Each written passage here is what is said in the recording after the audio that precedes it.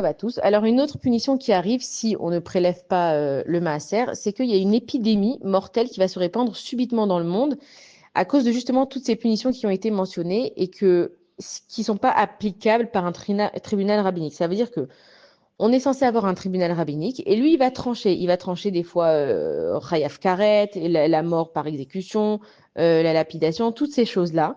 Mais comme aujourd'hui, ça peut plus être appliqué, des fois parce que, bon, déjà parce qu'on peut plus l'appliquer comme ça, mais même des fois, il y a des juges, ben, malheureusement, ils jugent mal, ils sont corrompus, ils ont un intérêt. Et donc, les peines, elles ne sont plus appliquées. Donc, on dit qu'une des punitions qui arrive dans le monde, c'est une épidémie. Et nous, on est sorti maintenant du corona, ça fait à peu près 5 ans. Et personne n'a vraiment compris pourquoi est-ce que cette épidémie elle est arrivée. Mais maintenant, on a une explication dans les Pirkei Avot qu'une épidémie, elle survient quand la loi, elle n'est pas appliquée comme il faut.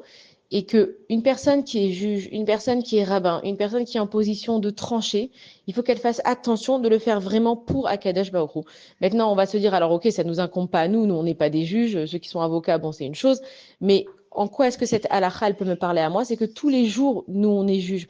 Tous les jours, malheureusement, on va juger les gens. Et c'est pas seulement juger à la cour et juger s'il y a un préjudice, c'est même de juger une personne. Une personne, elle va pas faire, à mes yeux en tout cas, elle va pas faire quelque chose qui me semble vrai, qui me semble bon.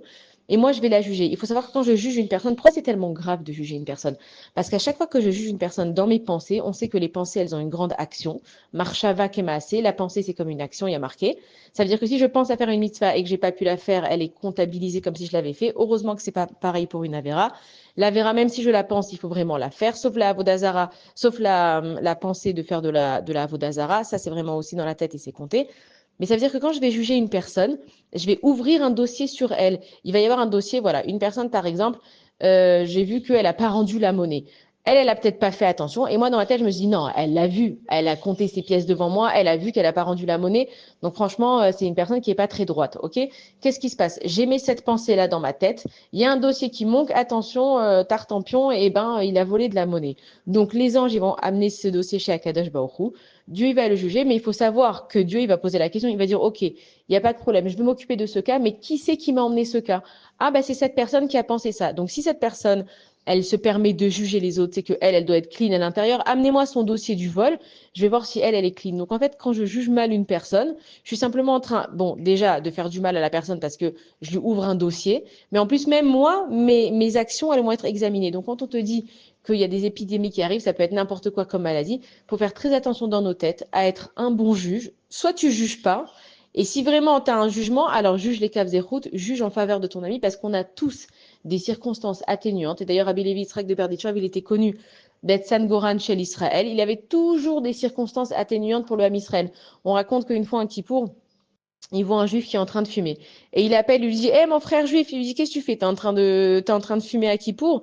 Et il s'est attendu où il cache sa cigarette, ou il dise quelque chose. Il lui dit, eh ben oui, tu vois, je fume et c'est Kippour. Il est allé voir Akadosh Baruch Hu, il lui a dit, tu sais, regarde combien tes enfants, ils sont émettes, regarde combien ils sont vrais. Il aurait pu me mentir, il aurait pu me dire que non, c'est la première fois de sa vie qu'il le fait. Il dit les choses comme elles sont, donc Akadosh Baruch Hu pardonne ton peuple parce que c'est un peuple qui assume et qui est vrai. Ça veut dire qu'il faut toujours trouver des circonstances atténuantes. Et quand finalement, des fois, on entend un petit peu l'histoire des gens, ce qui leur est arrivé, la journée qu'ils ont passée, et on essaye un petit peu de creuser chez eux, on trouve toujours pas des bonnes raisons de faire des choses mal, mais des circonstances atténuantes. Donc, soit on juge pas, et si on juge bien. Bonne journée à tous.